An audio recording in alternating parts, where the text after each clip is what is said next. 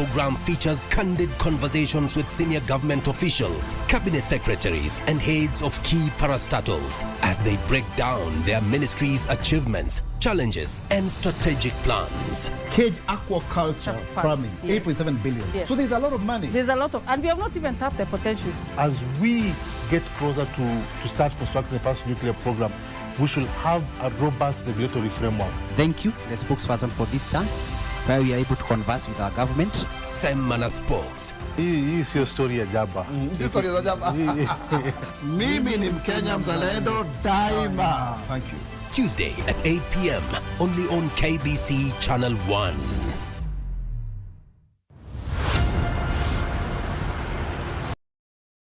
A Cup of Nations, Morocco. Feel the pulse of a continent. Africa's fiercest women war story in the Women's Africa 24. Africa's top teams, one crown. Once more, legends into history. One stage to shine. And it is the Copa Queen. They have been waiting for this moment. Here's a chance for a second. South Africa. 2 goals to 0 in this final. This is more than football, it's African excellence. It's women's power. Don't miss WAFCON 2024. Live from Morocco. Hello, fabulous ladies. Welcome to the talk show that's all about sisterhood, empowerment, and unfiltered conversation. We will be focusing on women. We believe in women. We are really changing. We are creating a safe space for women to connect, thrive, and share. Just because you're a woman on a bike, you're labeled in a certain way. It's not just a talk show, it's a movement. When they are standing, we need to stand out. From heartwarming tales to hilarious adventures. They could ask me, Catherine, why are you learning? We are turning the spotlight on women who are breaking barriers in their individual fields. You have to have a vision. You are the leaders of Kenya today. Keeping it honest and relatable. Mental health is real. Yes. Where there is no communication, there is no relationship. Join the sisterhood on KBC TV for Dada's show.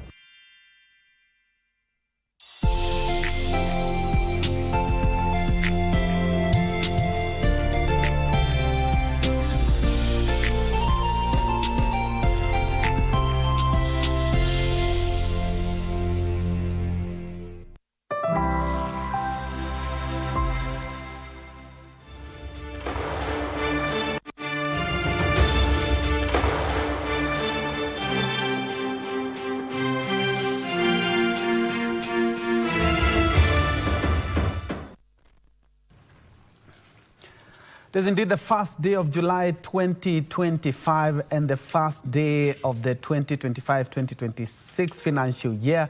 Good morning and a warm welcome to KBC News Check. My name is Ben Troy. Many thanks indeed for joining us. I see Susan Thuku on the sign language interpretation. For the next 2 hours or so, we will be talking about something very crucial. How can we bring the country together?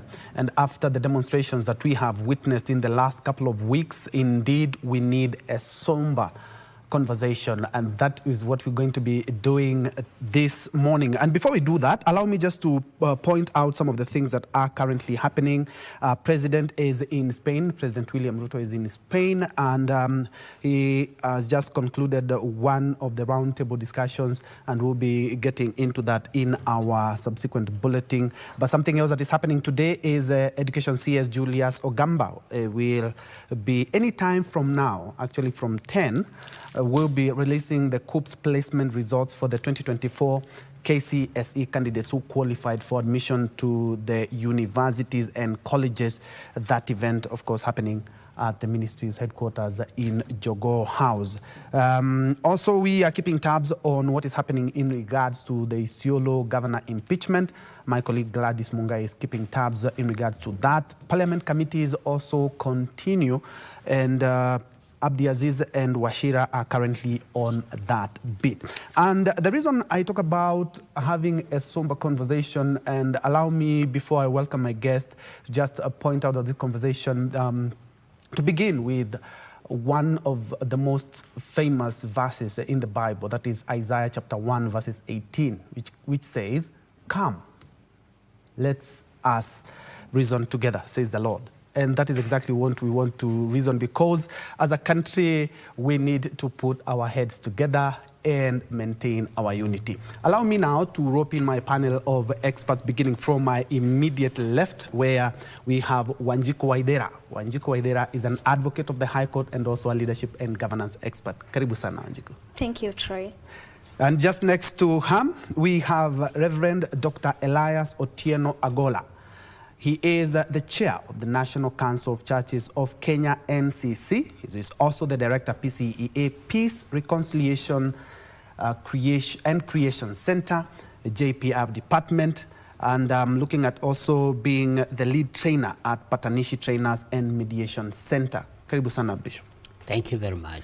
Just next to Reverend Dr. Elias, we also have another doctor, Dr. Hassan Kenywa. Dr. Hassan Kenywa, karibu sana. Asante sana. Good to see you again. Good to see you too. Of course, he is a religious scholar. He's also the chairman of Muslim Professionals League Africa, among others. He's also a lecturer in one of the universities right here in the country. Many thanks indeed for joining us. Most welcome. Thank you. And beginning from where I started, Isaiah 1, 18, and reasoning together, I'm looking at what has been happening in the country for the last couple of weeks, and let's say a couple of months. Do you believe, honestly, as part of the clergy, do you believe that the government is indeed listening? Thank you so much for that question, my brother. And surely speaking, to be true to God and to the nation, I will say that there is a big gap. There is insufficient listening. There is a need for the government to listen, because it is not listening enough. Let's say it's not listening enough. It might be listening, but not enough, or it might be listening, but to the wrong people. Because you might be listening, but to the wrong people. So the government is listening, but maybe listening to the wrong people.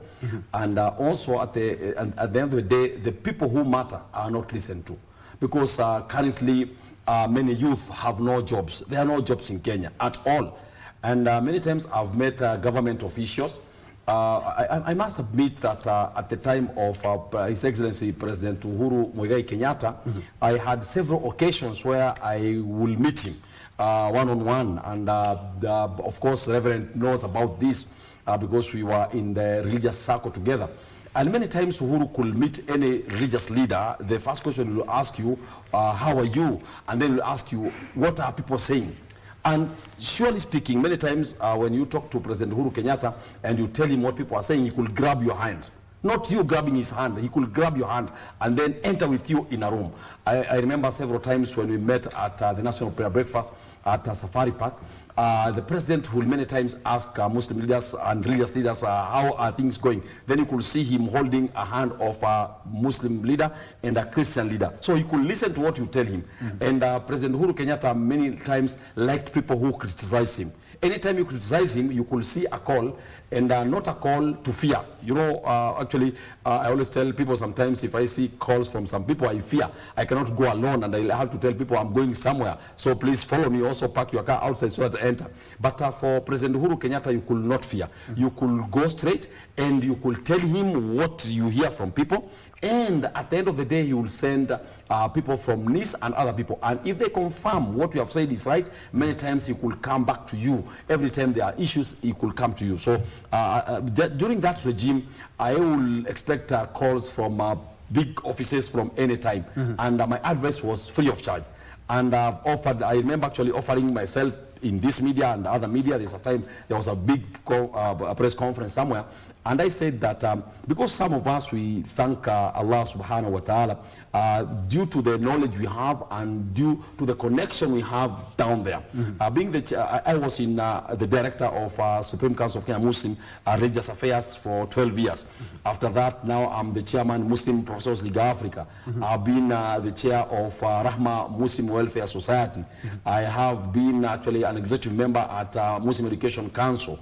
I have been the vice chairman of the task force in the Ministry of Education on chaplaincy. So what I'm trying to say is that we meet with many people and we listen to people on the ground. Okay. We have people every Friday in the mosques in the entire country.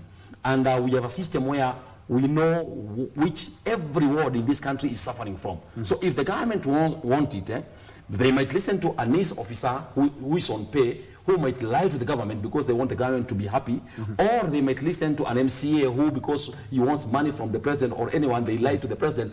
But for me and our people on the ground, we will tell the president the right thing, we'll tell the government the truth of the matter. Okay. Let me hear what Bishop also has to say, because I'm looking at what even some people in Kenya are feeling, that the clergy are not coming out strongly as they should to address governance issues. And the Gen Zs have shown that indeed we need to have a paradigm shift in issues governance in the country. I would like to pick your mind in regards to that, picking from where... Yeah, thank you so much. I would want to say that you have the right text, you have the right scripture that says, come, let us reason together. In other versions, it would say, come, let us settle issues. In other versions, it will say, come, let us handle these matters. When you read that section of scripture, it is verse 18, Isaiah 1:18. There is also Isaiah 1:17 that precedes the verse, come, let us reason together. In verse 17, it talks of what you want to do good. Aim at doing good. So when you are saying that some things needs to be settled, again, aim at doing good, not doing bad. There are people who are calling for justice in this country, and that is the majority. There are people who are also saying, let us have peace. But how do you get to that justice and how do you get to that peace? It is by doing good. So the end result should be that we need to do good for our country. We handle issues in a mature way. We need to handle issues in a way that shows that we have the country at heart. And when now you hear verse 18 says, come, let us handle issues. Come, let us consult. It therefore means that in the absence of consultation, there is confrontation. In the absence of consultation, there is confrontation.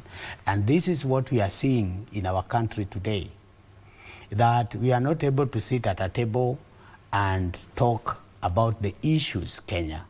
We are not able to sit at a table and talk about the Kenya we want. And when somebody raises his voice and says, yes, let us talk about these issues, they are only threats. They are only unlawful orders. And that brings us to the question, are we talking about the same Kenya where we would want to see the justice? And are we talking about the same Kenya where we would want to see the peace? And so you have asked whether the religious leaders have spoken. I don't know whether you have said whether we have spoken enough or spoken. Yeah, people argue that you're not coming out very strongly to address the governance issues. People should know that even before the independence of this country and after the independence of this country, in the 60s, in the 70s, in the 80s, in the 90s, in the 2000s, 2010s, now we are in 2020s. the voice of the church has been very, very constant. Talk of the clamor for the new constitution. Talk of the second liberation. Talk of the post-promulgation of the Kenyan constitution. Talk of the issues that have been affecting the common mwananchi. Talk of the cost of living. What have we not talked about? Talk of these arbitrary killings. Talk of this extrajudicial killing, kidnapping, and abductions. Even last week, we were very strong in telling the country that we are heading the wrong direction. Killing our youth does not bring a solution. Making a lot of noise does also not bring a solution. Threatening Kenyans does not make Kenya better. And so we have been saying these things, and we cannot be, we cannot be threatened because it has always been there. And we've even seen church leaders lose their lives because of speaking truth to power. Are we stopping? We are not. What do we need? We just need a better Kenya. We need consultation. We don't need confrontation. We need a Kenya where the young ones have got their voice and their voices are heard. And they, when they come out to exercise their rights to picketing, rights to demonstration, rights to any other thing, whatever a Kenyan want to do lawfully should be allowed to be done. And sponsoring goons to disrupt that peaceful demonstration is not the right thing. Issuing shoot to kill threats is not the right thing. So when we say all that, and some people say, no bishop, no what, we'll talk about these issues. Threatening even the diplomatic coup does not solve our issues. It adds fuel to our issues. So are we talking enough? We believe we are talking enough. Are we consulting? Yes, we believe. As my colleague here said, that in the past, we as the church talked to the first president of this country, and it is in record. We as the church talked to the second president of this country. We talked to the third president of this country. We also talked to the fourth president of this country. Have we talked to the fifth president of this country? Even him, he can confirm that we continually talk to him. Does he listen? That is a question for another day. But you asked, are people listening enough? Listening enough is active listening. It is not listening to respond. It is listening so that you can understand what these people are saying. And basically, that's what we are saying. As a church, we are here to offer our pieces of advice because we are equally important, credible leaders in this country. Look at all the researches that have been done. You'll realize that religious leaders still hold some trust. Of course, a few people will say 1, 2, 3, and nobody is perfect, but we still hold a better research, scientific-based position where we can be trusted as leaders in this country. And thank you so much indeed for that, because we will also be looking at now the reconciliation efforts, because as you said, speaking is one thing, listening is another, and acting is another. But let me rope in Wanjiku, and I'll pick from where Bishop has left in regards to right to assemble as provided in Article 37 of the Constitution. Allow me to quote this: guarantees the right to assemble, demonstrate, picket, and present petitions to public authorities, provided it's done peacefully and unarmed. This right is a fundamental freedom, but it can be limited by law under specific circumstances. We had the head of state, and also we've had MPs, and we've had even politicians talk about we really need to have a real look at Article 37, which provides us with the rights to picket and demonstrate. But we have seen what has happened in the last 2, 3, 4 demonstrations. There have been deaths, vandalization, there have been even sexual assault. I think this is one of the latest that we've added into the criminality that we have seen here in the country. How can we go about that without infringing on the fundamental freedom of assembly and association? Thank you. It's unfortunate what is happening into our country. And as someone who has actively participated in this protest, not just as a protester, but also offering legal support to persons who've been arrested as a result of the limitation of that right to assembly, what I can say is that the Constitution is perfect in its wording. Article 37 is clear that there are manners in which this right to assemble can be exercised. And what are the responsibilities of someone who's going for a protest? One, you have to issue the notification to the police, not as a way to seek permission, but just as a notification so that the police can be able to offer proper security. Secondly, you have a responsibility to be unarmed. You have a responsibility to go to protest being unarmed. And you also have the responsibility to participate in this protest in a manner that protects not just yourself as a protester, but also the properties that are, in the country.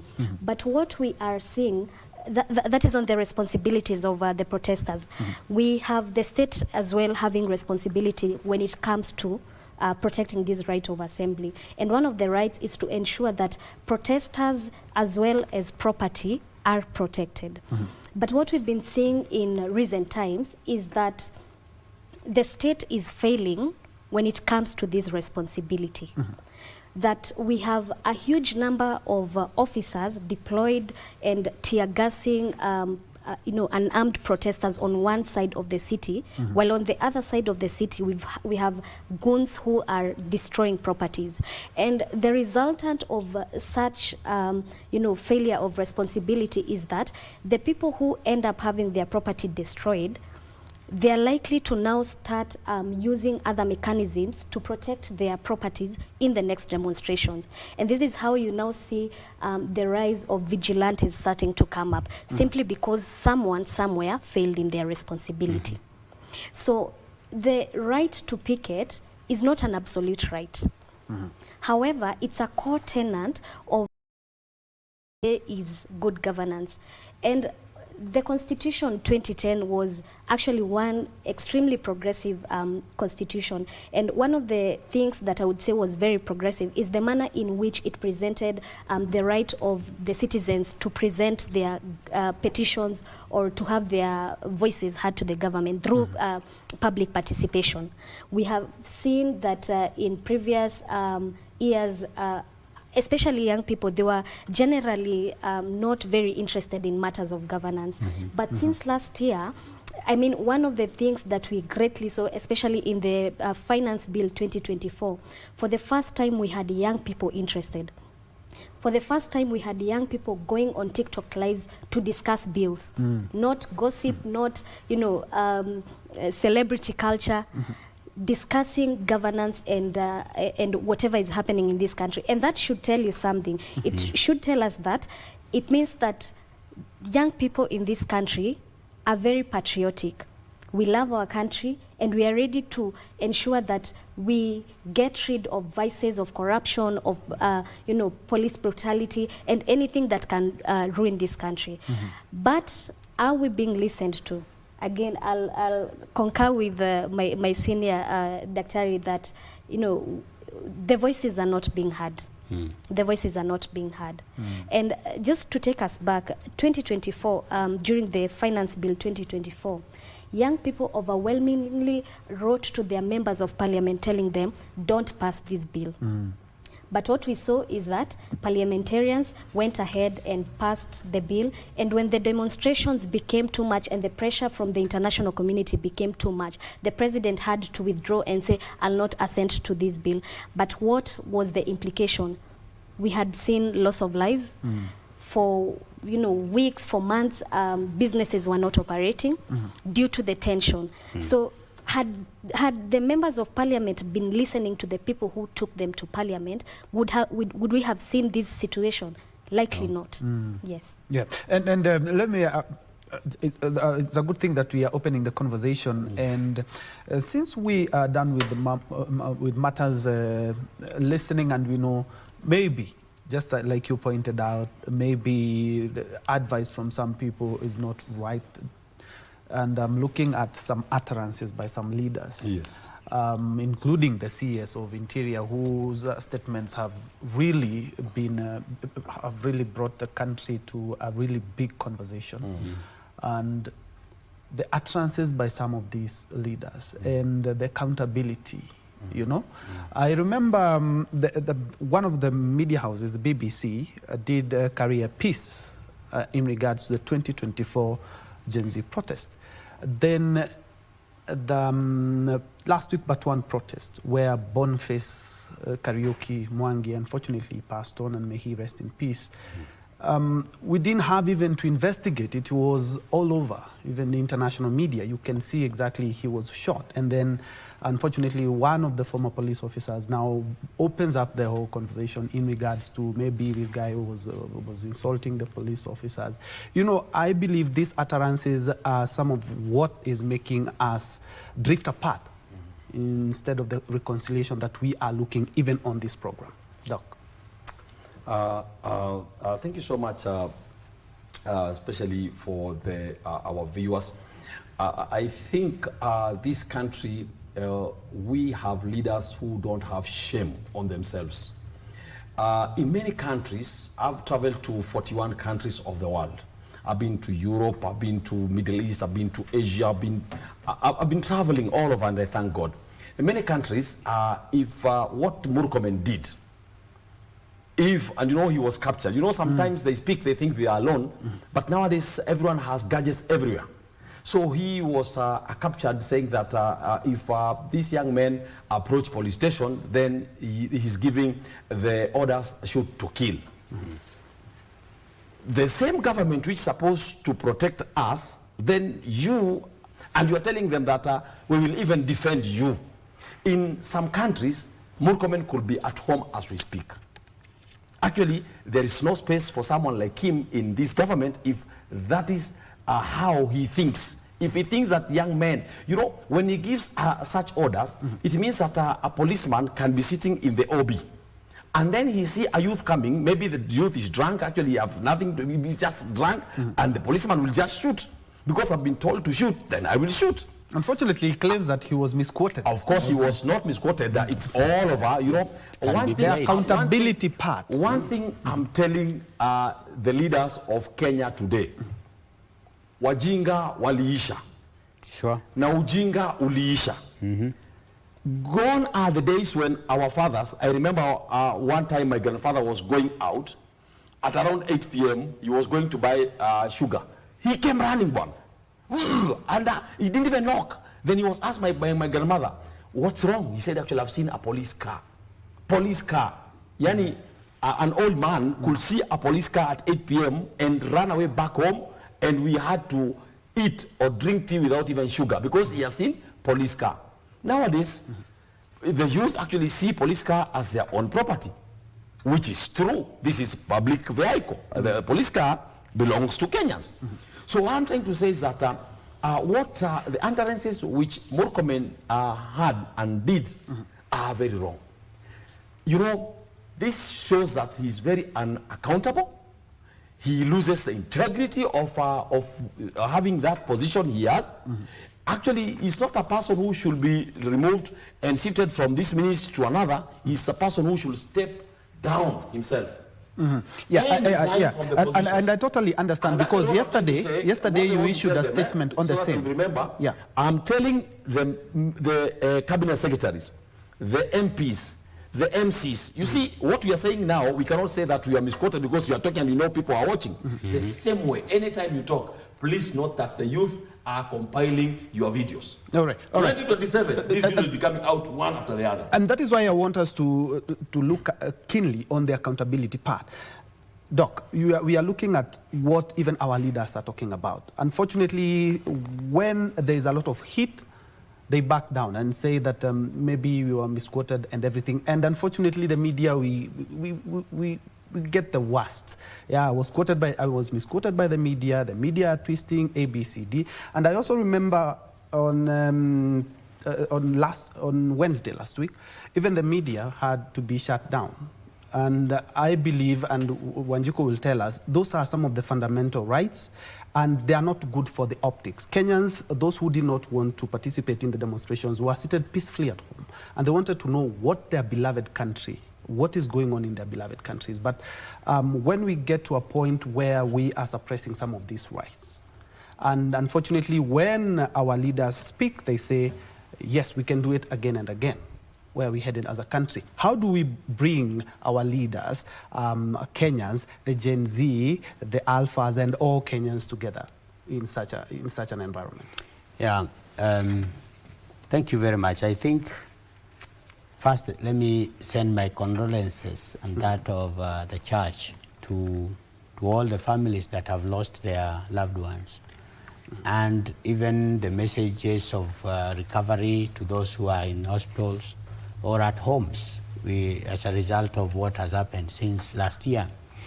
It is unfortunate. It is not something that we need to defend at any cost.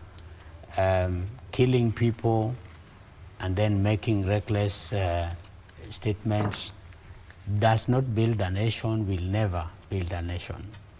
We are calling on ourselves to exercise some restraints in all the things that we do and even how we do it. Our biggest problem in this country is not what to do. Our biggest problem in this country is not how many laws that have been enacted. We have enough laws, enough policies. We even have a very rich constitution that is a hybrid of so many countries, a constitution that my colleague here said is very explicit in everything that we do. But then, so what we are supposed to do is known. You have asked me, how do we bring these people to book, and who is this person? We have to look at our youth in the eye and tell them they know what to do, but they need to seek to know how to do some things. Mm-hmm. That is a reality. That even our youth have to know that they know what to do, but how to do it should be researched. The same effort they are using to research what to do and what they should know, they should also use the same effort to know how to do it. And even our police officers, they also know what to do, but do they know how to do it? So when somebody incites the police against the public and says, and as my brother said, when somebody is approaching a police officer, even me, I can also approach a police station or a police officer. Mm-hmm. So are you telling me that whenever I come speeding, maybe because I'm under attack or somebody is chasing me, I should be shot? And then somebody recklessly says, I don't know whether he knew what he said, that even hii imetoka juu. Mm-hmm. So juu ni wapi? Juu hapa Kenya ni mbili. Mm-hmm. Ni juu kwa baba na juu kwa sio baba ile baba yule mwingine lakini ni juu kwa Mungu. Mm-hmm. Ama juu kwa the president. Mm-hmm. So who was he referring to? Mm-hmm. And I think it should be maybe clear. Our leaders, yes. Our leaders are not, some of them, let me add that. Not all. Some of our leaders and some of our of senior government officials, the language that they are using cannot bring cohesion in this country as we are. Sure, the era of Wajinga iliisha, as my brother said. The era of Wajinga iliisha. This is not the time I used to watch TV, and the only TV which was black and white was showing KBC, and I'm happy I'm here at KBC. It was called BOK. Yeah. We are not in that era where I'm waiting for news time. Mm-hmm. We are not in the era where you can doctor what you are saying before it comes out.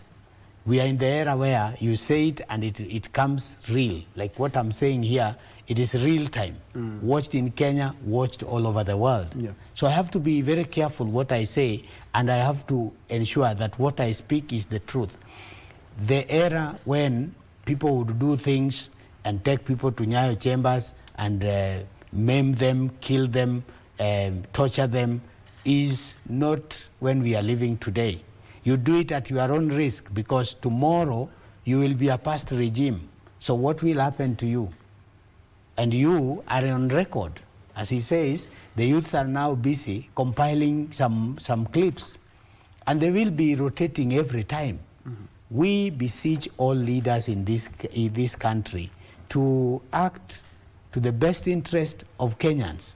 Act knowing that tomorrow they will be brought to book.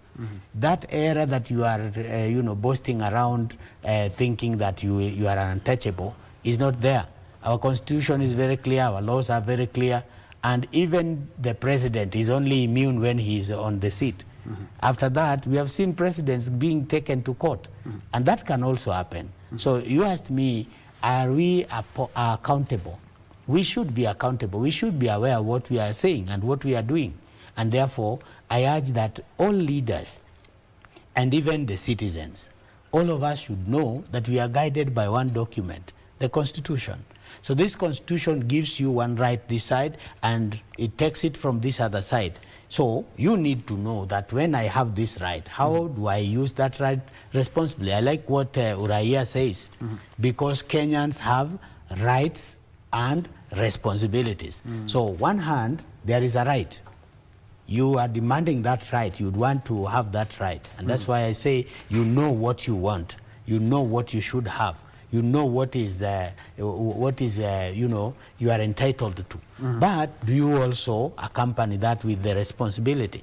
I call on every Kenyan, including the youth, the adults, the aged, the people in authority, the people in law enforcement, please know that Kenyans have rights and they are also supposed to be responsible. And because all of us are Kenyans, be responsible as a police officer. I feel for the police officer. I've been a police chaplain in the police college, so I know what they go through. I know how they are trained. I also know everything about what they are being trained. But then misusing the police is not the right thing. And the police also misusing their position is also not the right thing. And Kenyans also condemning police in mass is also not the right thing. The right thing is knowing that every one of us are Kenyans, and we need to just, preach cohesion, preach unity, and preach togetherness. Wakili, we are looking at the rights especially, and because the good thing about rights, just like Bishop has noted, is that for whoever much is given, much is expected. Rights accompany responsibility as well. But if you tell anyone whose business was looted that Article 37 gives Kenyans the right to assemble, demonstrate, picket, and present petitions, that person would want that law amended such that it also factors in those people whose property was looted, those people who are maimed, and those people who are killed. You did say that we have a very progressive constitution, and Article 37 is also a very good piece of legislation. How do we balance this? The right to picket, the right to assemble, the right to demonstrate, and the rights of those people who are not in that demonstration, and especially for the businesses that we've seen millions and billions looted and destroyed. Thank you. So, first off, the rights that I have as Wanjiku and the rights that the citizens of this country have are not rights that are given by politicians. These are rights that are inherently to us by virtue of the Constitution. And they are rights that we ought to enjoy unless they are limited, and the limitation has to be done in accordance with the Constitution. I would say that, first of all, we sympathize with people who've lost their businesses in the recent demonstrations. But people who go to loot do not qualify as protesters. That is when now it shifts to them being criminals and suspects. And so amendment of, as I said, Article 37 is clear and it's concise. And what we would expect is that the state would now start commencing investigations against these people who are going after other people's businesses. And I must say that the failures by the state are causing a wave of destruction in this country. We are seeing families being broken, people losing their loved ones. You know, I mean, Boniface Karaoke, who passed away yesterday, is a clear case of someone who was not even protesting. He was out looking for, you know, daily bread, and he was just, you know, in the right place at the wrong time. And it's the responsibility of us as citizens to hold the state to account. I don't know how many of the people whose businesses have been destroyed have gone to report to the police. And even if they've reported, how many of those reports have investigations commenced? It's not the protesters' failure. Again, it's a systematic and institutional failure by those by institutions by the state, which are tasked, we know, with the responsibilities of ensuring that there is peace in this country. My colleague has spoken about, you know, utterances that are being made by politicians, and I'd hoped that our colleague from NCIC would have been here today so that they can tell us, when we have politicians, you know, make public remarks, and these are remarks which, you know, everyone was recording, and they're remarks that can easily incite violence. We've seen, I think the previous week we saw a member of parliament from Baringo County say that they would transport people from, you know, that region to come to Nairobi so that there are no protests. What action are state institutions taking against these politicians who are making careless remarks, and remarks that can easily drive this country into, you know, violence and into chaos? So for me, the Constitution is not the problem. The enforcement of the Constitution is where we are seeing the problem. Yes. Yeah, and because reading the last part of this is that this right is a fundamental freedom, but it can be limited by law under specific circumstances, especially when it comes to looting. Then the police should take action and present people to court, and then the wheels of justice to roll. All right, but we are waiting as Kenyans as well. But would this piece of legislation come back to Kenyans for maybe public participation and also factoring in our feelings as well? I believe that we currently have a bill that is in Parliament in which they are trying to, you know, enforce this Article 37. And one of the things that we have seen with that piece of bill is that it's also seeking to limit the manner in which protests are being done. And I remember reading it, and one vague you know, provision that I had seen was that when you go to give your notification to the police of a protest that you'll be holding, they'll now be required, you as an organizer will be required to give the number of protesters, you know, together with their identification cards. And I mean, when it's a bit absurd to say the least, because when a protest is announced, any person who feels that they are aggrieved or they support that cause, they can easily come from, you know, from wherever.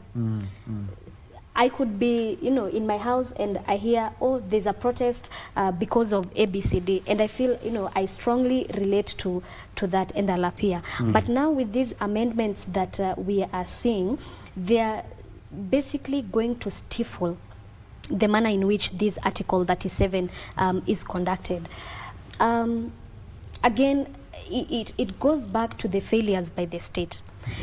You'll remember that sometime last month, Justice Chacha Mwita delivered a judgment in which he stated that, you know, during protests, police officers and you know, enforcers are required not to have any masks or balaclava. They should be in uniform, and they should be in uniform. They should, you know, they should have proper means of identifying themselves. Yeah, but did we see that in the protest that happened last week? Again, there was still a lot of ununiformed officers. wielding their guns, walking around, and it sort of it does not inspire trust from the citizens. If today, and I think we've seen in the last few weeks, sometimes when people go and get arrested by persons in plain clothes, yeah, your immediate fear is not that, you know, your immediate reaction is not that this person is a police officer. It could be anyone. And the moment someone comes to your house and they're not identifying themselves, they're not in uniform, and they take you, and, you know, how will your family be able to even locate you? And so even as we mount pressure on you know, activists and you know, active citizens when it comes to participating in the right to assembly, we also need to hold to account the state when it comes to the manner in which they are failing to protect and to enforce the Constitution. And maybe, Doc, I'm looking at the Gen Z movement. They've talked about something we've never had in Kenya. They are tribeless and they are leaderless. And I'm looking at revolutions, I'm looking at demonstrations. I remember the 1992 when we were repealing Section 2A of the Constitution to allow multipartyism. There were mandamanos, you know, the likes of Orengo, the likes of former Prime Minister Raila Odinga, they were at least young, or they could be the Gen Zs or the millennials of that time. And they more or less were the leaders of this of that clamor. Akina Shikuku, the likes of Matiba, the likes of Kibaki. Right now, our Gen Z, they say they are leaderless. And as a country, we don't know their end game yet. Do they really need to plan themselves? And I remember the president last year extending an invitation, and he said, yes, indeed, they are leaderless and tribeless, but can we have a discussion, maybe with a few, 2 or 3? Do they need a leader so that they may be able to actualize their quest? Thank you so much. Before coming to that question on issues of a leader for Gen Z, I will come to the issue of amendment of any bill, any policy, any regulation where you require people who will be coming for demonstrations to maybe give their names, identity, location the same. If that amendment is done, then the amendment should also be done that any political rally done by anyone in this country, people coming there before, they should also give their identity and everything. Same way. I'm quite sure the leaders would of course, if they can't do that, then they should not come up with that one. The other issue is about looting. You know, I'm a counselor and a mediator at the same time, certified in all this. And as I said, I'm the chairman Muslim Professionals League Africa. And we have seen more than 1,000 people traumatized. Families where now they cannot afford anything because, you know, when the looting was done, some shops actually you came the next day, you find it the way you were renting it. Meaning that you find nothing at all, nothing. And some burnt. So the question is, when all this is done, where is the state? Where is the police? You cannot go and do that in 5 minutes. No, that's something which is done for around 30 minutes. For you to steal someone's shop and finish everything, 30 minutes.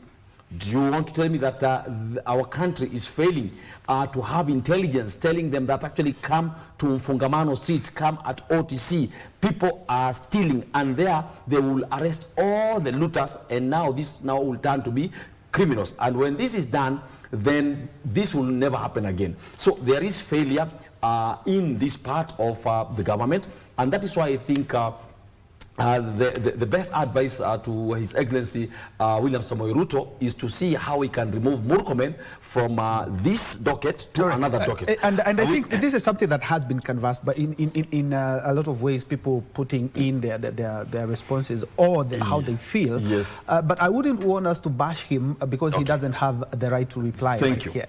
Now, on the issue of a leader, I think Gen Zs are very clever. This generation, as we might be looking at them and think that they don't know what they're doing, they know what they're doing. And if you want to know they know what they're doing, they don't come to KBC or KTN or any other media to announce that we will have a demonstration this day. No. Even if you shut down all this media, my friend, these people know how to organize themselves. Now, what should happen is that, you see, when they say they don't have a leader, they are not stupid. They know the moment they announce this is our leader, then that person will miss the same day. If they announce our leader is so and so, that person has two options. Option one, either to be given something to step down, or to sell the others, or the person will disappear. And that's why they are saying they are leaderless. But these people are very organized. They know how the leadership is operating. But what I'm trying to say is that the best the government can do is to have a dialogue with these people. But unfortunately, just like you say, they do not have any leader. Okay, so who is going to have a dialogue? Let me say it this way. Today, I've seen that we have 485 youth who have been arrested, who should be arraigned in court. Actually, they confirmed that over 400 have already been charged in court. Yes. If I were maybe the Minister Interior, for example, myself, or if I were the President myself, I will start with those people who have been arrested. Call them to a table somewhere. Ask them, why did you do what you did? You know, I will be now acting as a parent to understand why did someone do what they did. So someone will tell me, you know, I've stayed for 10 years without job. You know, I have children who are at home, they have not gone to university because the university fee currently is very high. I'm doing this because I have a mother who is very sick, and I heard that there is medicine which expired in the government facilities, and that's why I'm doing this, so that to get money. So you'll understand the grief from these people. Actually, you might think that this is wrong, but that will be one of the right way of solving this problem. The other thing is when these protesters are coming, if I were the president, for example, I will assemble somewhere and wait for them to come. I wait for them to come and tell them, you have come. I think where is the letter? Tell me what you want to say. And then there'll be policemen giving each one of them the mic in the media, so that whatever they are demonstrating for, they tell me as the president. And if I'm the president and they think that they should not be there, then I can send the Minister Interior to be there. So that now the Minister Interior, they have already come. Wherever they have come, if it's at a Uhuru Park or anywhere, then we have all the media that day. Then the media will be asking them, why are you demonstrating? Then they list all the things they are demonstrating. Then I retreat as the president of this country with my cabinet and tell them, you know, we have listened to this youth. You remember the way they came?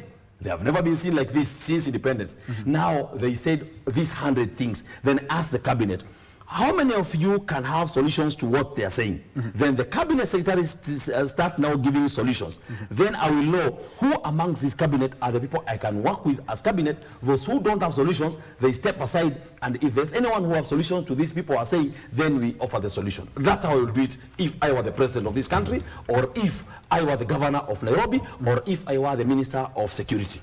Let me add to what Dr. Hassan has said. One common misconception that we've had is that there's no one to, dialogue with, and that the issues being presented by, young people in this country are not being presented in a manner in which they are easily comprehensible. The protests that we had last week were in remembrance of the 60 people we lost last year, and hundreds of others who were injured. And we had a petition by parents of the 60 people who had passed on, which they wanted to present to Parliament so that they can seek justice for their loved ones. And we did not see that happen. The moment they got to Parliament, the parents were tear gassed, and they ended up, being hosted by Java, I think, Kimathi Street. That's where they spend the rest of their day. So we have what we want, we know what we want, but there's no one to look at, to take whatever that we are presenting to them. Yes. Let me add. Just a minute. I'm informed that the Kenya Simba rugby team to feature in the upcoming Africa Rugby Cup is being named at the RFUA grounds. And I'm quite sure the sports desk are currently on that bit. Do we have that feed, my director? We can all make it and ensure that you qualify for World Cup. It could be our first time there, but we're confident we're going to achieve our set targets. Thank you.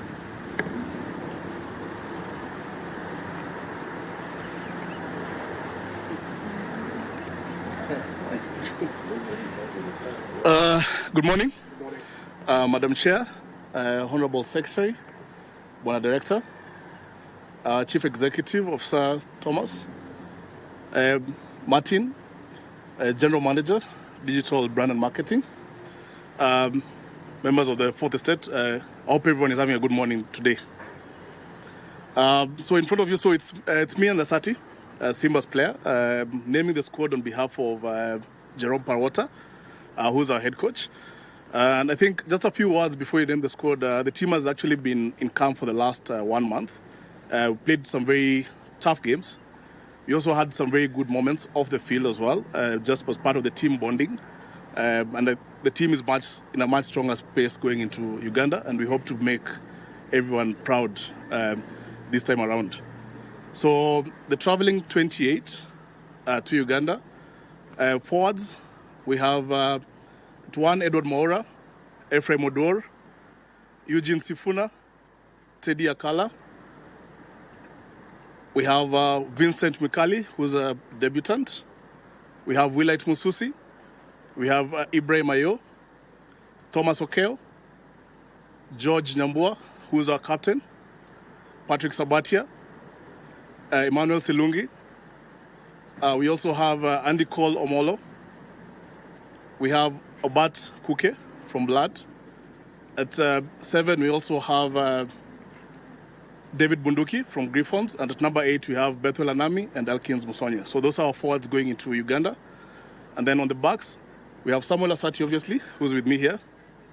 Brian Tanga, Brian Wahinya, Barry Young, Griffin Chow, Walter Okoth, Samuel Ovuamu, another debutant, having had a very good season with the Kenya Cup, and actually making his way through the team in South Africa.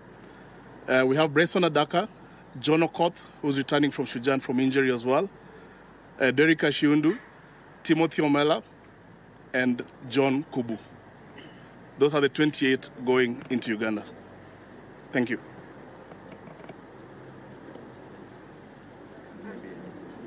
Yeah. We open the floor for any questions on the squad announcement. Yes, William. Right, Tim, we're going to the start now. You've been in South Africa for the last 1 month. 3 years ago, 2022, you came up short against Namibia. What lessons have you guys learned from that experience heading into this one, knowing that this is knockout? You beat Uganda, you most likely play Zimbabwe. You beat Zimbabwe, most likely you play, I think, Namibia in the final. What lessons have you learned? Where is the team mentally-wise in terms of preparation? Thanks, William. In terms of preparations and just the learnings from 2022, obviously we've always fallen short. I think in 2015 we missed by a point. 2022 we lost to Namibia in the final. And I think one of the things that we've done differently this time around is that as much as we are focused on the field training, we've tried to also work on just the mental aspects of the team in terms of the bonding and working hard. And I think that's what the training kind of mirrored with the tough games, because we've been playing approximately every other 3 days when we're in South Africa. And it's just to look at the sharpness and the focus and even the mental fortitude of the player to just carry through, even as we tested the depth of the team. I think depth has always been a key thing for us as Simbas. And this time around, that's one of the things that we are trying to just focus and see if we can just test that ahead of Uganda. But definitely the 1 month in South Africa has really helped the team in terms of just gelling together and just having the mental fortitude to go through the hard games and the hard times. And I think also just to mention something that we also did in South Africa, thanks to some of the partners down in South Africa, is that the team went to Robben Island and we just had a day just to reflect on what was happening in South Africa during the apartheid period, and then just picking up the lessons in terms of for the young men in terms of how life is and just the struggle and fight for life, and that we all won. And I think some of these barriers help us when we get on the field, for them to just feel like even the other players on the opposite side are not superior beings to them. So those are some of the things that we just try to work on even as we go into Uganda. Another question. A week from today, it's Uganda, I think at 4 p.m. Uganda will also be preparing, playing, I think,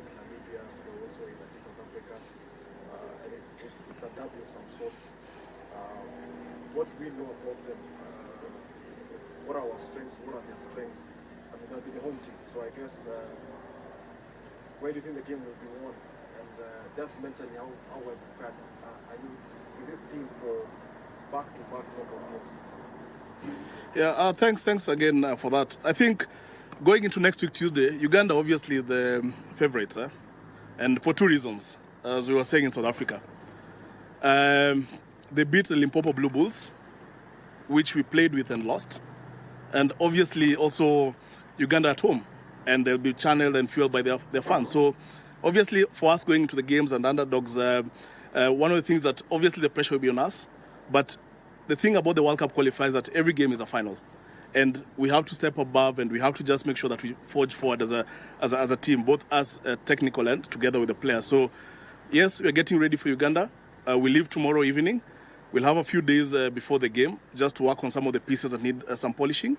And then it's onto the field next week, Tuesday, as you said, in a week's time against Uganda.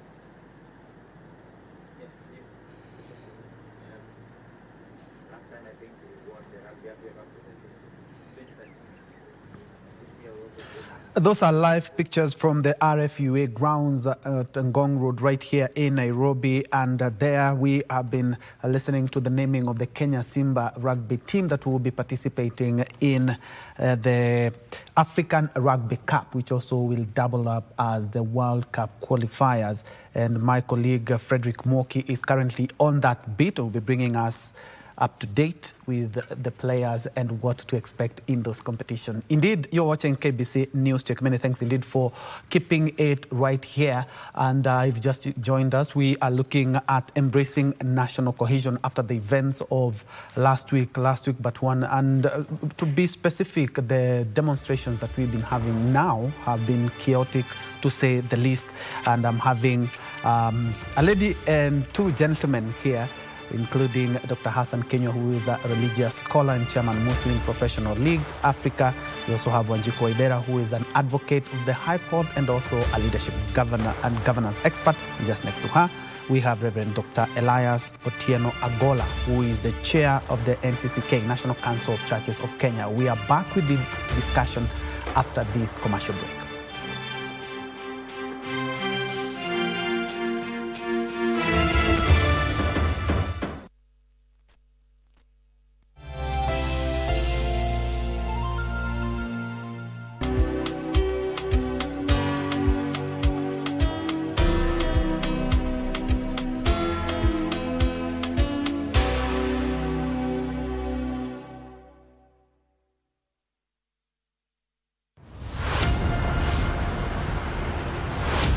Women's Africa Cup of Nations, Morocco.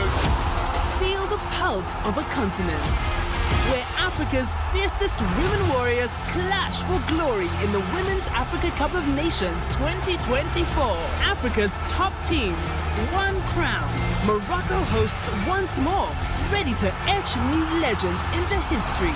Rising stars, one stage to shine. And it is the Copa Queen. They have been waiting for this moment. Here's a chance for a second. South African lead by 2-0 in this final, and he'll never higher. This is more than football. It's African excellence. It's women's power. Don't miss WAFCON 2024. Live from Morocco. They say the art without art would just be get it? We circumnavigate the globe and traverse the local scene to bring you art and culture at their very best. From fine art, culinary art, performing arts, and even cultural events, you name it, and we have got you covered. My name is Kevin Kasioki, and I will be serving you this and much, much more each and every Friday at 8 p.m. only on KBC Channel 1.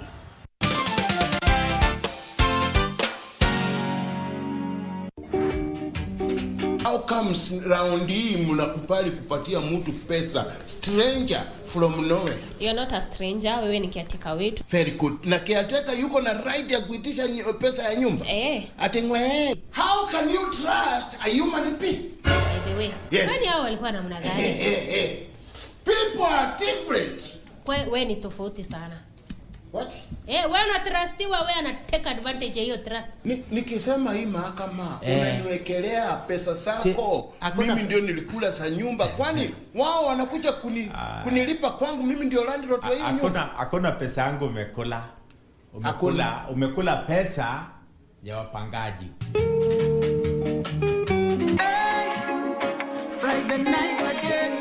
Greetings in the name of the Most High, Jah Rastafari. My good name is Marley Moses, the positive warrior, alongside... Yes, sir, DJ D-Rage, the baddest. Each and every Wednesday from 10 p.m. on KBC Channel 1 TV. Tunakuletea the biggest reggae party in 254 in a yard extra. Extra niceness of reggae music. Extra dose of entertainment. When the thing is nice, we have to do it twice.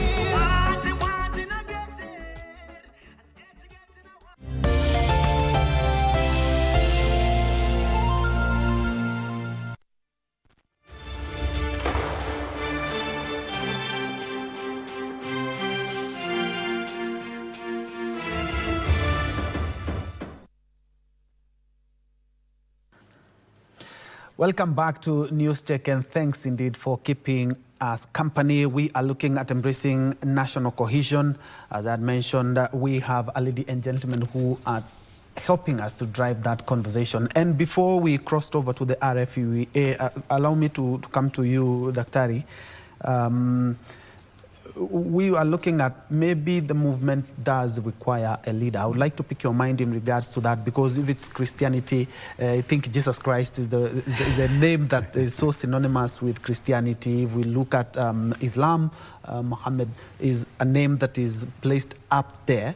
If we look at the clamor for freedom in the 50s, we had the likes of Dedan Kimathi, we had the likes of Jomo Kenyatta and the rest. If we look at the clamor for multipartyism in the 90s, as I mentioned, we had the likes of Martin Shukuku, Matiba, Kibaki, and the rest.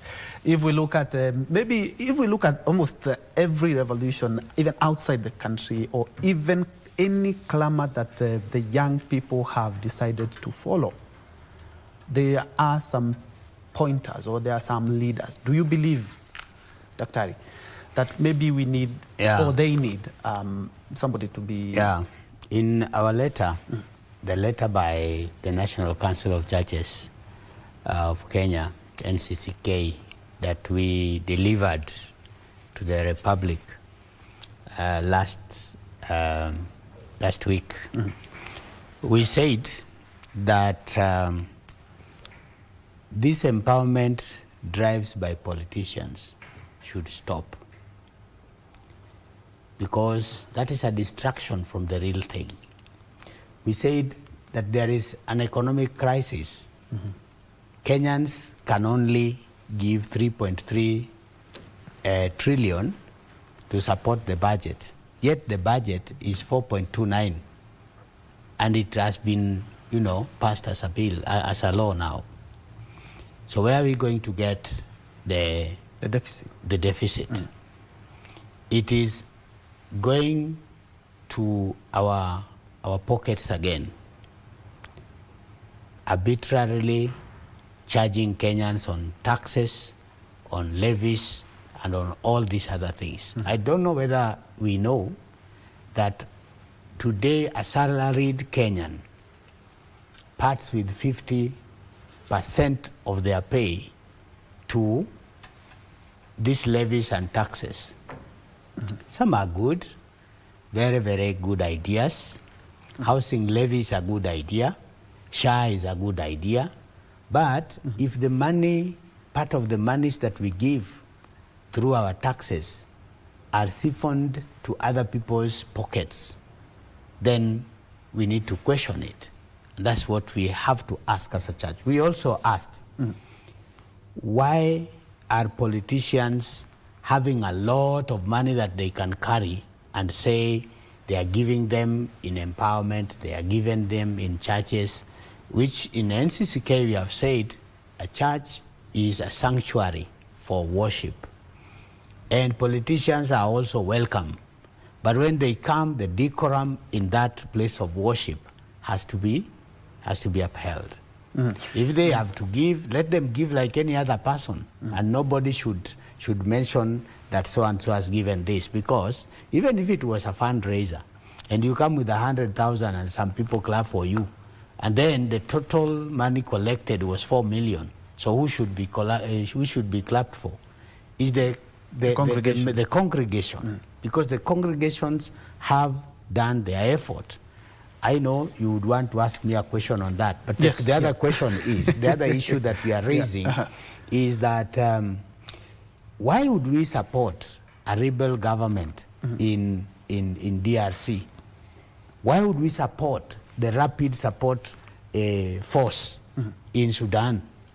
Why would we have enmity with our neighbors? You believe we should be focusing on... We should be focusing... Even Kenyans have raised concerns in regards to the Haiti. Yes. Haiti still have security challenges. And you know what the government of the US said about that being a liability to their country.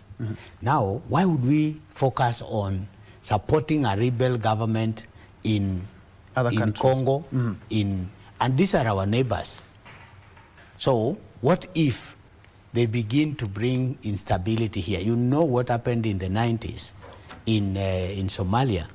They have never recovered.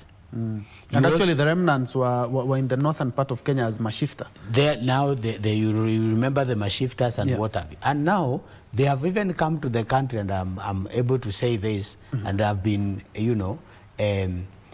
welcomed with a lot of love. The people who destabilized their country, and now they are in Kenya. Okay, those are allegations, because we don't have the proof on that. I'm saying, but my point is, it's a good thing that you've brought out reality. the issue. I'm talking of a reality. Indeed, in as much as we are trying to also help out in other places, and also our foreign policy, we need to have a real look in that, because we also have security challenges in the country as well. But you just said that I would be asking in regards to, you have met the head of state, not only as man of the cloth, but also as NCCK. And I'm quite sure you've also made a petition to the president and told him, I think this is the right trajectory to take. What has been the response from the big office at the Hill? Yeah, so I was saying that there are methods and schemes of ensuring that Kenyan agenda is not given a priority. I was about to say that if you look at what attempts are getting into our electoral system, for example, this issue of IEBC taken to court, do you think it was just something that they didn't see coming, or was it their own making? The issues of when you don't have an IBC and then you begin to destabilize the judiciary, especially the Supreme Court, which is the only electoral body that we have that handles the issues of election, and you are clamoring for them getting out so that you can Who are we talking about, just to put this into context? The government. So the government is sponsoring the way to, to destabilize the IBC, not the IBC, but the what? The judiciary, the Supreme Court. So without the Supreme Court, what do you think happens to this country? For at least for our viewers, how are they destabilizing the judiciary? Are you the only visitor in Jerusalem who does not know that... At the end of the day, I would want to put perception that I would want something that's tangible. There have been attempts to overhaul the Supreme Court. Are you the only stranger in this country who doesn't know that there has been an attempt to overhaul the Supreme Court? That is a reality, and Wakili here can also add her voice to that. However, you asked me a question, two of them. One, who is the leader of the Gen Zs? What do they say? Do they need a leader? What do they say? They say they are structured in an unstructured way. I don't know whether you've heard that. Yes, they are leaderless. You have heard that? Yes. No, this statement, they are structured in an unstructured way. What that means is that they are not structured the way you formally know. They are not structured in the way you conventionally know the structures. they have their own way of mobilizing themselves. And this they will do. And anybody doubting these Gen Zs should read the writings. They are already on the wall. And their writings are, change is coming. It can come with President Ruto. It can come with an optional president. Mm-hmm.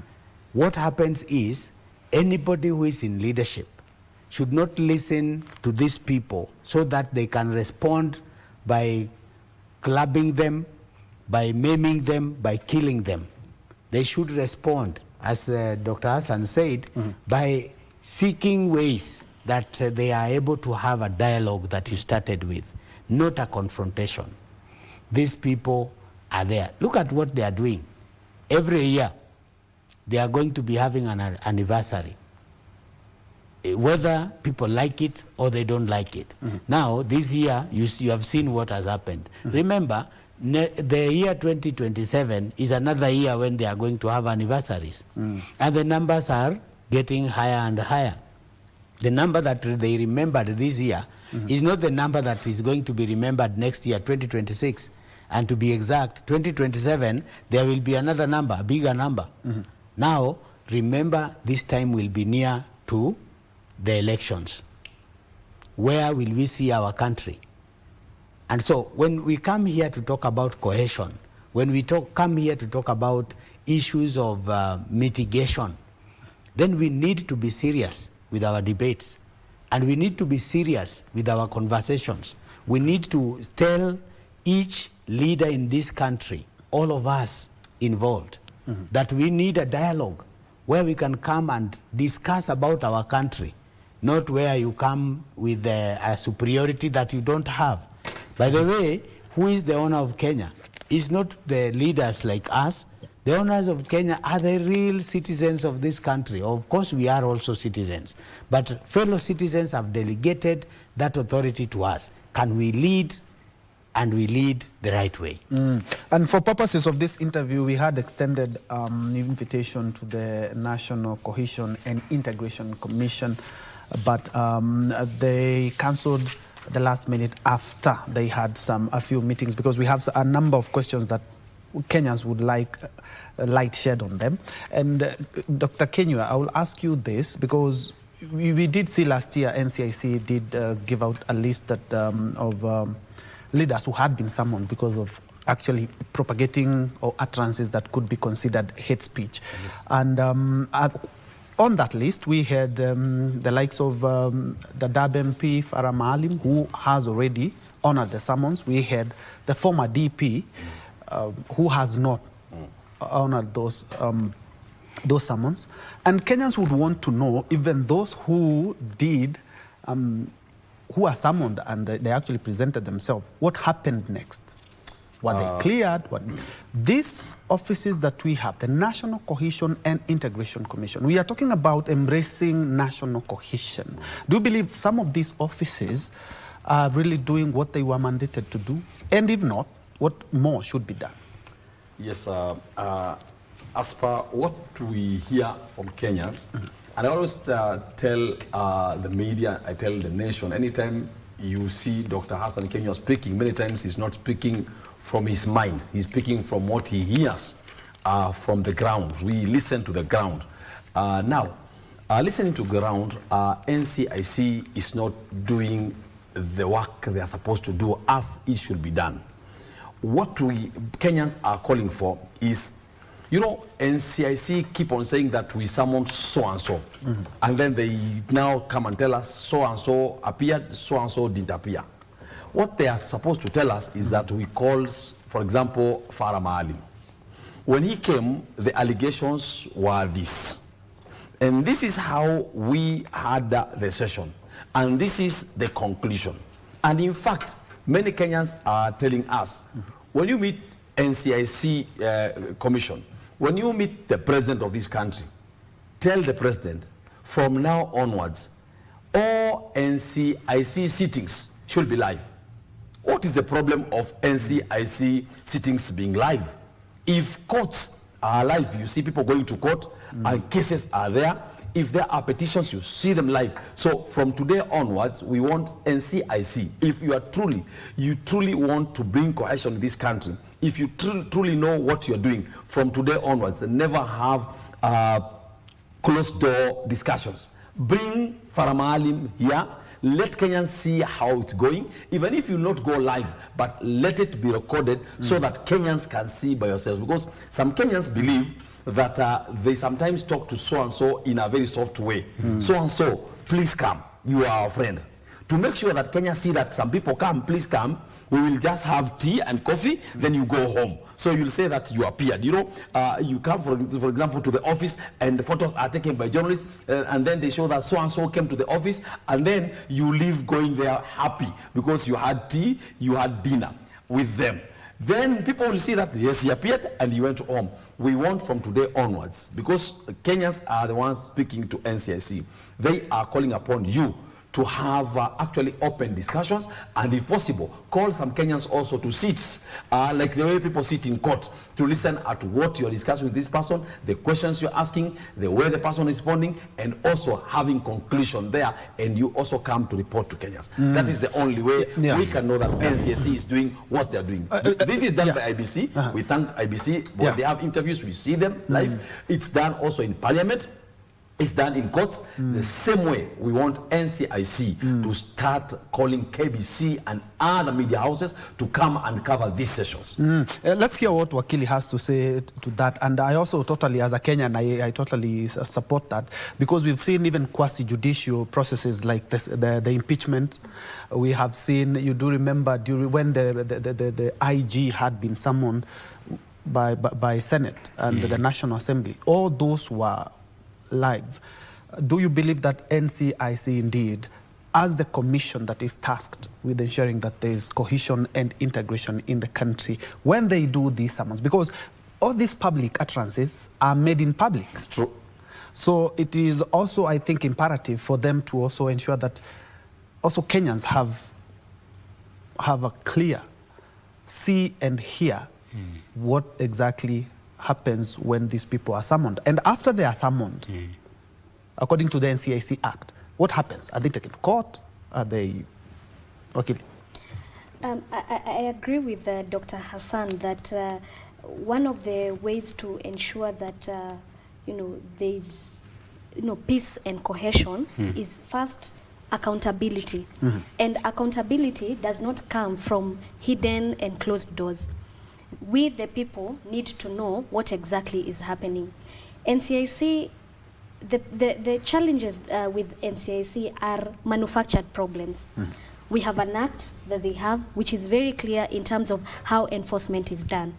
They have budgetary allocations, which ought to empower them, to perform their mandate. However, there's a lot of political interferences, to say the least, and lack of political goodwill. And what this sends, the kind of message that this sends to, when we see, politicians make public utterances that are recorded and no one is charged in court, it means that the powers and the mandate that you have been given, you're failing at it. And as a country, we need to support these state agencies, because the moment we have strong institutions, then the likelihood of us experiencing some of these challenges that we're experiencing, we will see them done away with. I love the question that you posed to Dr. Agola on whether the Gen Z movement needs a leader. And I would say categorically, the movement as it is it's working in the way that it ought to work. We have the Constitution, which is a guide. We have the flag, which is it's become a symbol of patriotism and a symbol of resistance, and a reminder to the political class that you don't serve your interest, you serve the people. When you look at Article 10 of the Constitution and the national values, and now look at the grievances that the Gen Z movements are posing to the state, it's clear that they are envisioned in the Constitution. The Constitution talks about, one of the values being social justice. Then here we have young people saying we need, proper tax regimes. We want to do away with oppressive tax regimes. Isn't that a reflection of the national values? When we see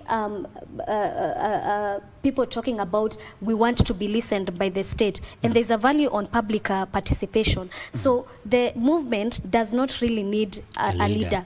The Constitution as it is has become a perfect guide for this movement, and the flag is also a reminder that we need to fight for our country, not necessarily physically, but to ensure that whatever we the people had in the Constitution as our collective aspirations, then the same are met. Yes. Can I also add my voice that why look for their leader? What are your intentions? These people have always organized themselves without a substantive leader. And the issues they are raising, you remember when they were being asked, can you come, let us have a talk? They said, we have already said what we want. Just act on them and everything is okay. And when the president acted on some of the things that he said, they were calm. They did not go on with their agitation. Now, when they say we are structured in an unstructured way, they are saying we are not using your systems where you call people to boardrooms and then you discuss those issues there and they are left on that same table. They are saying just do what you are supposed to do. Just listen to our voices and that will be okay. Then on the issue of people are summoned, they are taken there, others are said cleared or they are appeared, did they also disappear at the same time?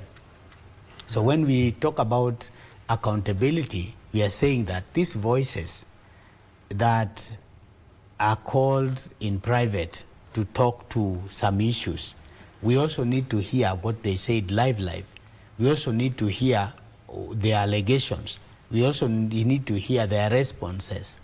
And so it is not enough just to summon somebody to DCI or to NIS. It is not enough. What is enough is let Kenyans be told the truth. And let us not run Kenya the way it was run in the 80s and 90s. This is a new dispensation. This is a time of the new normal. This is the time of when the global we are existing in a global village. Whatever is happening in other parts of the world, including Kenya, is exposed to the other parts of the world. So there is no need to just put a veil on Kenyans' eyes and say we have summoned them. It's not enough. When somebody makes a statement that needs to be interrogated, that needs to be investigated, that should be done in public. People will be careless to say things knowing that nothing will happen. But let me tell you, the path that the Gen Zs are taking us as Kenyans is not a very smooth path. It is going to be a very rough path for people who think that they are riding on impunity and riding on the ignorance of the people in the past. It is a good you mentioned because I'm looking at the DCI yesterday. They issued a statement saying about over 400 people had been charged, but no big fish, no people perceived to have, because we do know that the police and the head of state have said that they will be keen to get those people who are funding those mayhem, those who are funding goons. But interestingly, the same DCI says that are still pursuing those who funded and orchestrated the mayhem. Do you believe they are being honest? They are not honest, and they have never been honest. When a small young person or a small poor person does anything, their cases are always rushed, and they are put behind bars. I'm not saying it is wrong, but why don't you do a reciprocal of what these other big fish are? They loot Kenyans of very huge amounts of money. They also do a lot of bad things to the country, make utterances, and walk away with them. I would want to urge that the same measure that we handle the small person or the common citizen should be the same measure we handle our leaders with. And countries that have done that, have gone far and far and far in the issues of accountability and the issues of the integrity of the country. I was in some country, and to my surprise, the State House is opened and their president is impeached. Maybe you know the country, and I'm not going to say it here, but it is a reality. I even have the photos. The State House is open for the public to go and visit and see where the cabinet meets in the State House, where you know, even their newsroom and where they deliver the history. Everything is there. You are, in fact, we moved from the State House now to the president's residence. Remember, this is a country on this world, and people are allowed to get in there. And just to have a gist of what happens there, see what happens there, see the rooms, and so on. Nobody, I tell you, nobody did something silly there. We did not do it as tourists, and even the citizens did not do anything silly. And of course, people pay to get there because it is like a museum or something like that. Their president is impeached, and you know, that is a public place, and everybody go there. What is wrong when the young people say we want to go to State House? I'm not saying anything wrong there. Okay, that is what transparency looks like. That's what transparency based on looks what like. we have seen, and the millions, based on what we saw Parliament last year, I don't think Gen Zs want to go and see the old photos of us fighting for our freedom, or the photos of. But do you have systems where and another you thing, can allow them to go in and another bunches? thing, allow me to say this. In some countries, those places are not protected. Unfortunately, Kenya, we have the law of protected area. Actually, even the Kenya Broadcasting Corporation is a people who go there. And who are we protecting it against? I'm saying we are using the same rules that we are the same ones who put them. In as much as also I feel that any person should go to State there? House. Yes, they do. Do people they go there en masse? Yes. So when you have a huge team of over 3,000 people go there, yes, why don't you arrange that people can go in bunches of 3,000? You know, my brother. What I would like to say. I don't think that can happen. Many young men. Yes. In as much as sometimes they think maybe we meet the president on a daily basis. Yes. So every time they see us, they tell us, tell the president. So they told me when you meet him, yes, and they ask you who is our leader, tell them our leader is the Constitution. Allah. I asked them, and who is assisting the Constitution? They told me, tell him it's the flag. So according to Gen Z, most of them, 90%, they believe that their leader is the Constitution, and the assistant is the flag. Coming to the issue of... It's a good thing you've mentioned, because they are symbols of national unity. Yes. Well. Coming to the Gen Zs, the day they had said that lunch at State House and dinner in heaven. If I were the president that day, let me tell you what I would have done. I would have called people who sell cows and tell them, please slaughter around 1,000 cows here. You have guests. When the guests come, they eat in that State House field. Yes. And I give them sodas, and then I give them bus fare back home. Let me tell you the truth. These Gen Zs will have, now this will be the dearest present to these people. Because their problem is the stomach. They have nothing to eat. So I will have given Gen Z that. But Doc, you know that cannot happen. Gen Zs also, how many of you here don't have jobs? Then they raise their hands. Then I ask them, how many of you have bachelor's degrees in education? Sit this side. How many of you are engineers? This side. Then I tell the government, absorb these people. Dr. And we'll have solved the but problem. there's millions of Kenyans without jobs. We will have solved the problem. Millions and it's millions easy for the government to solve this problem. And you know very well that cannot happen. It can happen because, you see, if the government makes opening of businesses, running of businesses easy, all all these young men and women will build their capacities, my friend, will change this country, and we also open doors for them to go and work outside, and then they bring their money back home, but they'll be bringing knowing that it is put in very good use. So it's very easy. The government to solve the problems of the youth, my friend, it's very easy. And when you allow them to go to parliament or to other national houses, you don't bring them there to bribe them. You don't bring them there to just, you know, for them to come and then they appear to have appeared before you. No. Even you should have a better agenda for them. You need to offer permanent solutions. Yes, you need to tell them that, yes, we are hearing what you are saying. Let us work together to do 1, 2, 3, and 4, and all this that you have asked me to do, let me do them. But they can't ask for an overhaul of the cabinet, and then you send them home for a holiday 2 days or 3 days, and then you bring them back in other dockets. And when they come back, they think that they have more power than even the president himself, and can talk to Kenyans just like that. No way. This is a country of law. There is a rule of law, and anybody talking to Kenyans must talk with decorum. You cannot just talk to Kenyans as if you own Kenya. Kenyans own Kenya. And if you are one of them, then let's respect one another. And that's what is going to bring cohesion in our country.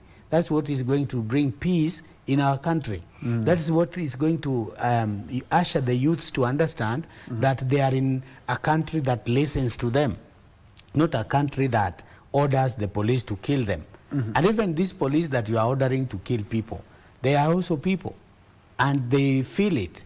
So when they have killed Kenyans, who will they be protecting? And when we also kill the police or maim the police or do what we saw sometimes in on our screens, it is unethical. It is not to be supported by anybody. That young people who are demonstrating can talk badly to a police officer. It is wrong, and what is wrong must be called out. So when we are calling our citizens to be civil in the way they do their issues, we are also calling our leaders to know that they are not leaders minus these citizens. When you kill everybody, then who are you going to lead? You heard somebody say yesterday that we are very sure that we have we are going to reduce our votes. Now, is that the motivation? The motivation should not be reducing your votes by killing people. The motivation should be you protect the people and you help the people to understand that change is also to be gradual, it has to be systematic, and those systems have to be explained. If you don't explain, then these people will do what they may think is right. But I would also want to say, goons who are being hired, they are Kenyans who are being misused. You have never seen a son, a daughter, a kin of that politician come to the street to disrupt people's businesses. You have never seen such a thing. But here, when we allow goons, and somebody can say, we will ferry them from Baringo, we'll ferry them from Kisumu, we'll ferry them from all parts of the country, it is wrong. And what is wrong must be called out to be wrong. Destroying somebody's livelihood is not acceptable. Young people, you need to know that. There is no room for you to destroy somebody's business. You are saying there is no work, yet you go ahead and destroy somebody's business. I'm not saying it is the Gen Zs that did it. I'm also not saying it is the goons that did it. What I'm saying is what my colleague I'm here quite sure said. they are goons. Even if they are not goons, they are now goons. So as much as there's something that I've noticed with our culture is that sometimes we don't even want to talk the truth. You know, we are not being sincere to ourselves, because we saw these people hand in hand with the police officers, or we did not see police arrest them, and the police said, we don't know about this. The leaders themselves, they speak 2-3 days threatening Kenyans not to go out to the streets, and then we see these people. And then they come out and say that I'm not part of that. But since there are investigations that we are hoping as Kenyans that we're going to get the guys behind the goons. Wakili, let's look at the cases of abductions. Let's be honest, they haven't ended. I remember I was right here at this same position doing the 1 p.m. news when the head of state did allude to the Finnish president that abductions are done and dusted and all the young people have been returned. So many people are not seen. And we have seen, and especially, let's just look at the case of Munyagia. Yesterday, the DCI said that we do not have the IT specialist. The family has already reported, but we have not been given the progress of whether the police are searching for him or things like that. But the police did say that when you see him, tell him that we are looking for him. I believe if at all the family has alluded to the fact that our person is missing, the police should be the first to be looking for this alleged blogger. Where now do we draw the line? What rights, these people who are abducted, can they hit back either to get justice? Because without justice, we cannot have cohesion. First of all, I've been involved in some of these abduction cases. We have a case which has been happening since last year, December, when we had a number of young people arrested, including the Mlolongo 4. And two of those young men, to date, they've never been found. And we are still actively in court. I believe in the next 2 months we should be coming up for hearing. And this is a trend that we are seeing more and more and more. Last evening, I think for those people who are active on social media, if you joined TikTok, there were trending videos of another active citizen in Limuru being abducted by people who were identified as police officers by the name Kawanjiko. They were in all manner, operating as the way officers in this country operate, driving Subarus, plain clothes.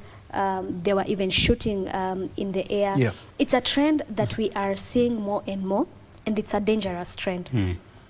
Unfortunately, the government has been known to lie when it comes to issues of abduction.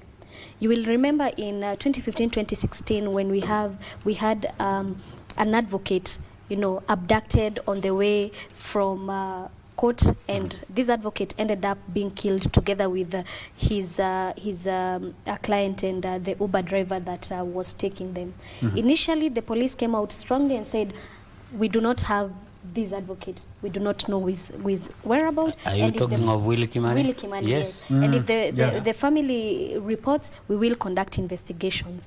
As we speak, we have officers who've been charged with the murder of Willie Kimani. And so, the government is not known to tell the truth. When you look at the Constitution in Article 25, there are certain rights that cannot be limited. Unlike, the right to protest under Article 37, which is clear that, it can be limited in certain circumstances, the right to fair trial cannot be limited. The right to habeas corpus cannot be limited. The right, against torture and inhumane treatment cannot be limited. And so what this means is when the police or, enforcers of law pick up someone from their house, they have an obligation under Article 49 to present this person in court within 24 hours and to inform this person of the charges that they'll be preferring against them.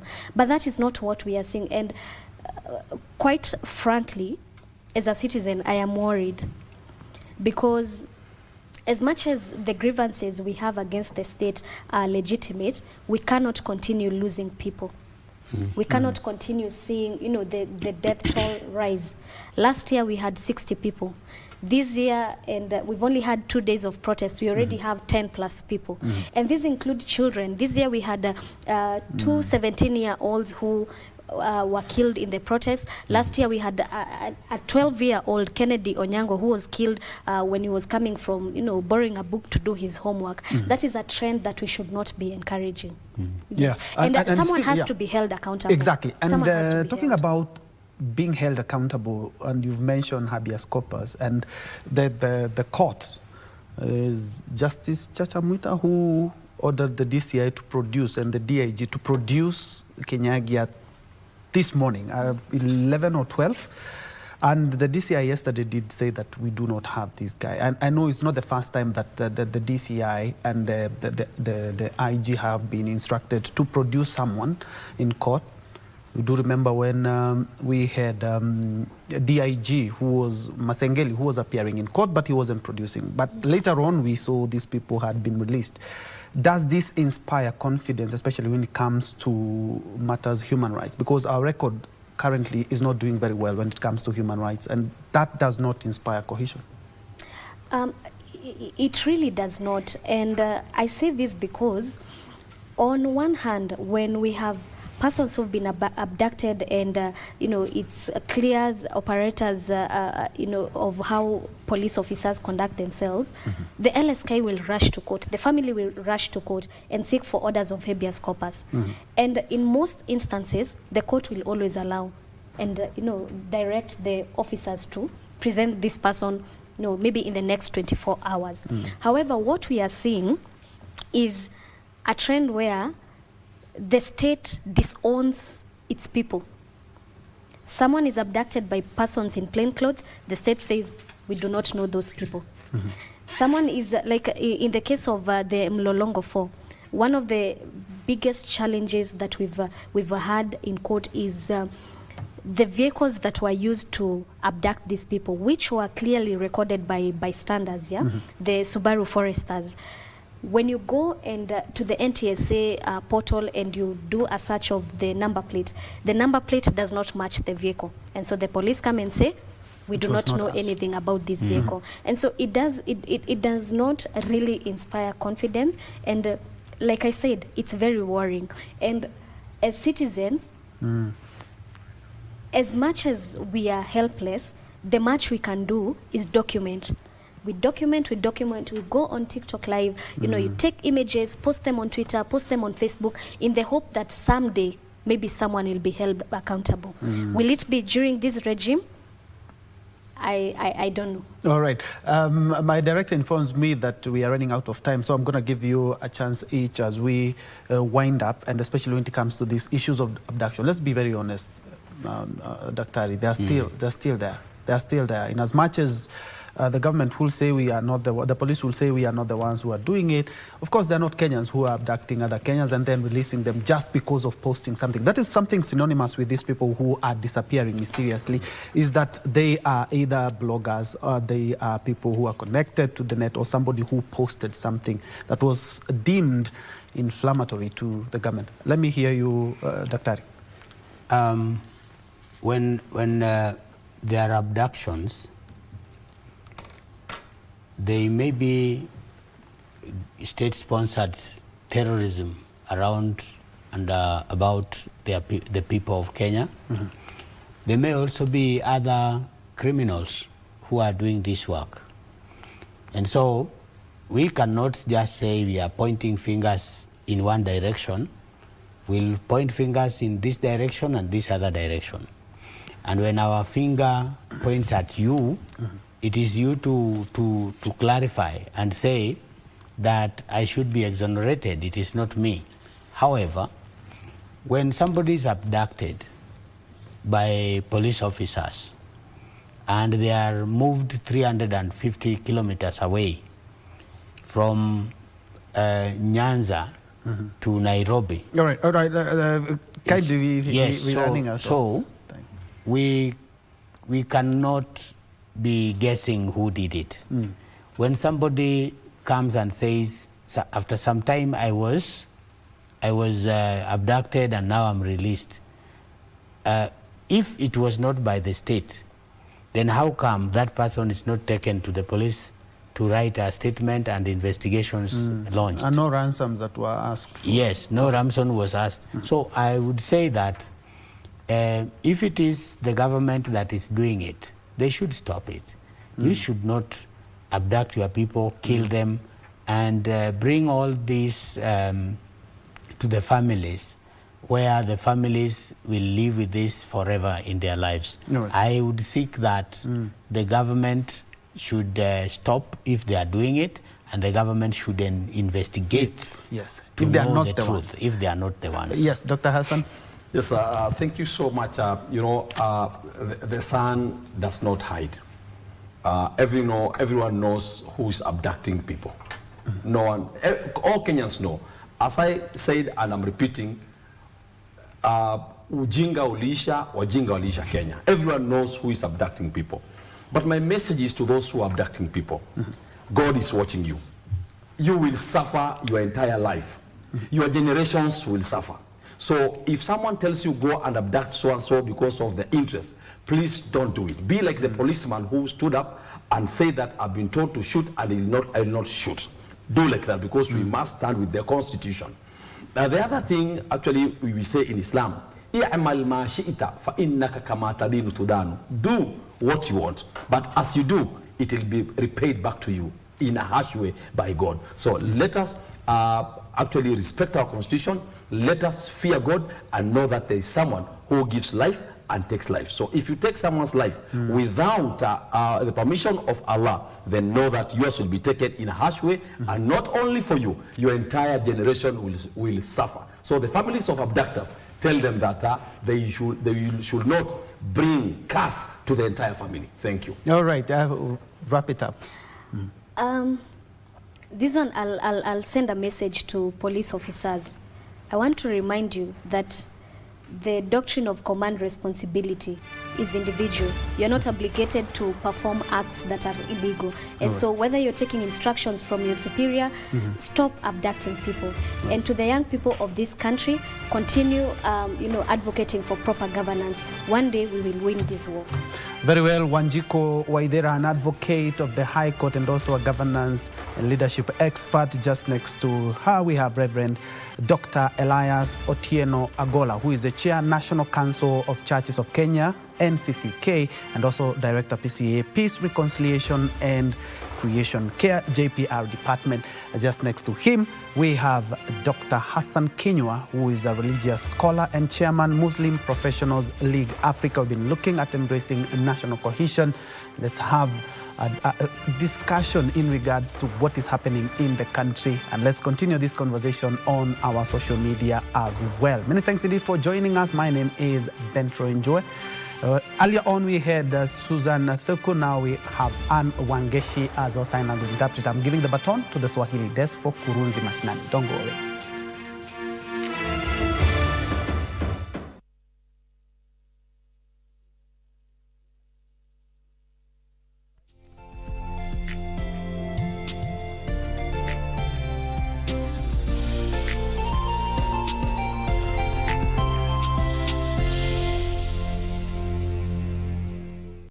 A robot as a personal chauffeur, a self-driving truck, or a remote-controlled rental car. Is this what the traffic of tomorrow looks like? Mobility of the future, now on Shift. A humanoid robot behind the wheel. That still takes some getting used to, but don't worry, so far our metal friend is only for testing. Cameras in the eyes are scanning the road. AI systems determine what actions are required to drive.